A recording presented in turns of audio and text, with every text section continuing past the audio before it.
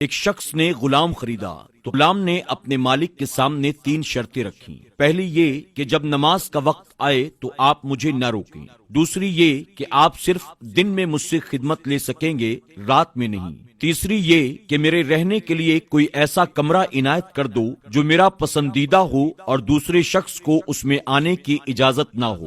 مالک نے اپنے غلام کی تینوں شرطیں منظور کر لیں اور حکم دیا کہ اپنے لیے کمرہ پسند کر لو۔ اس کے محل میں ایک سے بڑھ کر ایک کمرے موجود تھے۔ غلام نے سارے کمرے دیکھے اور اپنے لیے ایک ویران کمرہ پسند کیا جو بغیر چھت کے تھا۔ اس پر مالک نے کہا کہ تم نے اپنے لیے یہ کمرہ کیوں پسند کیا؟ غلام نے کہا شاید آپ کو معلوم نہیں کہ ویران جگہ اللہ کے ذکر سے آباد ہو جاتی ہے۔ اس کے بعد غلام نے اس کمرے میں رات کو رہنا شروع کر دیا۔ رات کو غلام آزاد رہے گا یہ بات تو پہلے ہی طے ہو گئی تھی۔ کچھ وقت کے بعد مالک نے اپنے کچھ دوستوں کو دعوت پر بلایا تھا۔ دعوت ختم ہوئی تو وہ چہل قدمی کرتا ہوا غلام کے کمرے کی طرف گیا۔ اس نے دیکھا کہ ایک نورانی روشنی نے اس غلام کے کمرے کی چھت کو گھیر رکھا ہے اور غلام سجدے کی حالت میں اللہ کے ذکر میں مشغول ہے اور دعا کر رہا ہے کہ اے میرے پروردگار، دن کو تو نے میرے لیے میرے مالک کی خدمت واجب کر دی ہے۔ اگر دن میں مجھ پر یہ ذمہ داری نہ ہوتی تو میں رات دن صرف تیری عبادت میں مشغول رہتا۔ وہ مالک صبح تک یہ منظر دیکھتا رہا۔ چنانچہ صبح ہوتے ہی وہ نورانی روشنی آسمان کی طرف واپس چلی گئی اور چھت بند ہو گئی۔ مالک نے سارا ماجرا اپنی بیوی کو بتایا۔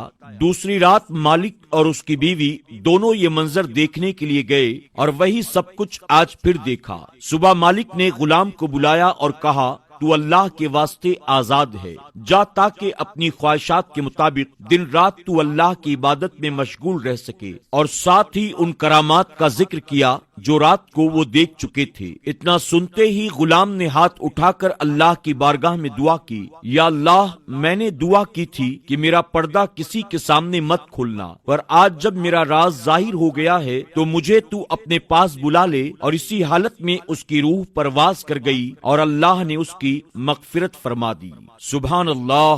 ناظرین اکرام، غور کریں کہ کل تک جو لوگ اللہ کی عبادت کرتے تھے ان کی یہ تمنا ہوتی کہ یہ راز زندگی بھر پوشیدہ رہے اور کوئی نہ جان سکے کہ میں کتنا بڑا عابد یا اللہ کا نیک بندہ ہوں۔ لیکن آج ہمارا اور آپ کا حال یہ ہے کہ ہم چھوٹی سی چھوٹی نیکی بھی اگر کرتے ہیں تو ہماری تمنا یہ ہوتی ہے کہ لوگوں میں ہماری نیکیوں کا چرچا ہو جائے۔ اللہ تبارک و تعالی ایسی عبادات کو ہرگز پسند نہیں کرتا جس عبادت میں دکھاوا شامل ہو۔ اللہ تبارک و تعالی اپنے بندوں کی بے ریا عبادت کو بہت پسند فرماتا ہے۔ اللہ رب العزت کی بارگاہ میں دعا ہے کہ میرا کریم ہم سب کو دکھاوے کی عبادت سے بچائے اور بے ریا عبادت کر کے اسے راضی کرنے کی توفیق عطا کرے۔ آمین یا رب العالمین۔